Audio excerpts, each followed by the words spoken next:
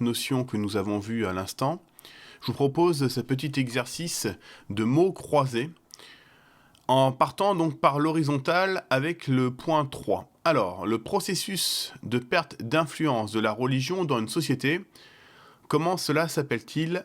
Je vous laisse 10 secondes avant de répondre avec vous.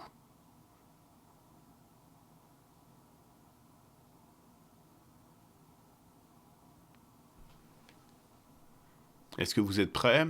Donc le processus de perte d'influence de la religion dans une société, il s'agit de la notion de sécularisation.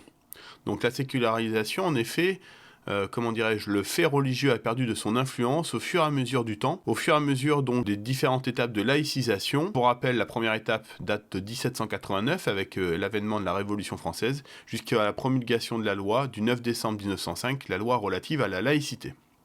Deuxième point, mouvement d'un individu cherchant à propager sa foi ou sa cause. Comment cela s'appelle-t-il? Le mouvement d'un individu cherchant à propager sa foi ou sa cause. Là encore, je vous laisse quelques secondes et puis on y répond ensemble.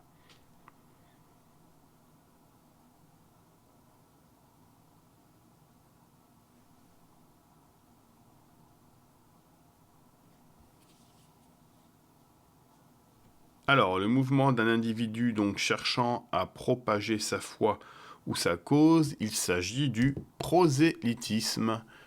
Le prosélytisme est autorisé en France, en revanche le prosélytisme aggravé n'est pas autorisé. Le prosélytisme est autorisé en France, en revanche le prosélytisme aggravé n'est pas autorisé. Ensuite, le lien de solidarité qui devrait unir tous les membres de la famille humaine. Le point 9, là encore, je vous laisse quelques secondes pour y répondre.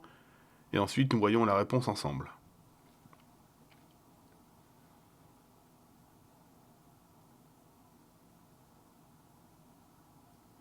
Alors, le lien de solidarité qui devrait unir tous les membres de la famille humaine, il s'agit de la fraternité. Le point 11. Situation d'une personne traitée de manière moins favorable qu'une autre dans une situation comparable. Quelle est cette notion?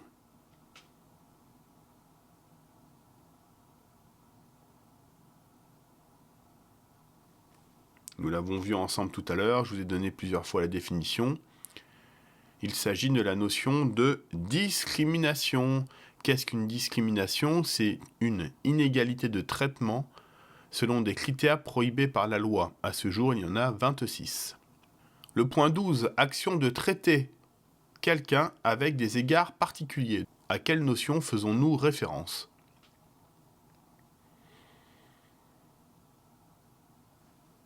Il s'agit ici de la notion de respect. Ensuite, le point 13, possibilité de faire ce qui ne nuit pas à autrui. Possibilité de faire ce qui ne nuit pas à autrui.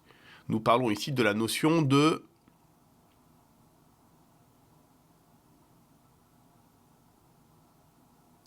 liberté. Liberté. La liberté des uns s'arrête là où commence celle des autres. Ensuite, prenons désormais le point 1. Qualité pouvant être formelle, réelle, de traitement ou de chance. Nous parlons de quoi ici? Nous parlons de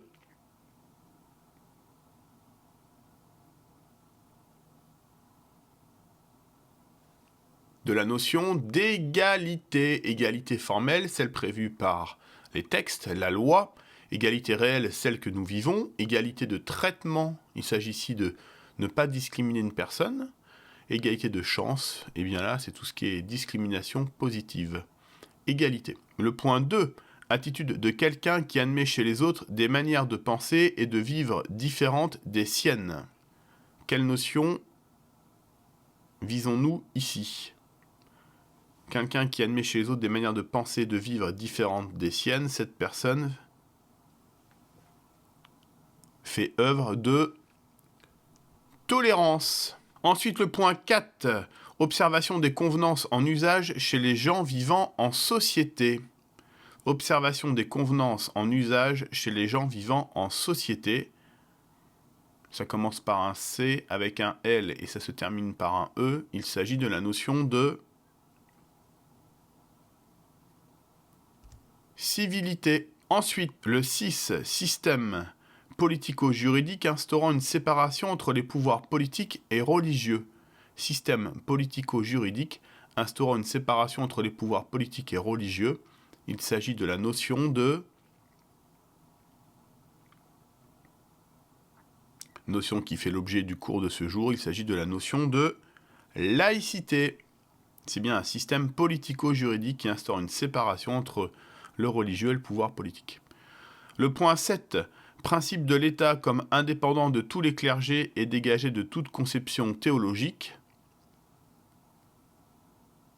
Principe de l'État comme indépendant de tous les clergés et dégagé de toute conception théologique. Les fonctionnaires sont soumis au principe de neutralité dans l'exercice de leurs fonctions. Ensuite, le point 8, attitude d'attachement à la communauté nationale et à ses institutions. Attitude d'attachement à la communauté nationale et à ses institutions. Il s'agit de, c'est un mot que nous avons vu tout à l'heure, de civisme. Enfin, le dernier point, volonté de protéger la vie publique de toute ingérence religieuse. Donc, c'est un mot qui est le contraire de l'application du principe de laïcité dans notre pays. Les gens qui sont contre l'ingérence religieuse dans la vie publique font œuvre de laïcisme. Voici pour ces mots croisés autour des notions relatives à la laïcité. J'espère que vous avez bien compris. Et n'hésitez pas à revoir les mots que nous avons vus tout à l'heure pour bien comprendre ces différentes notions.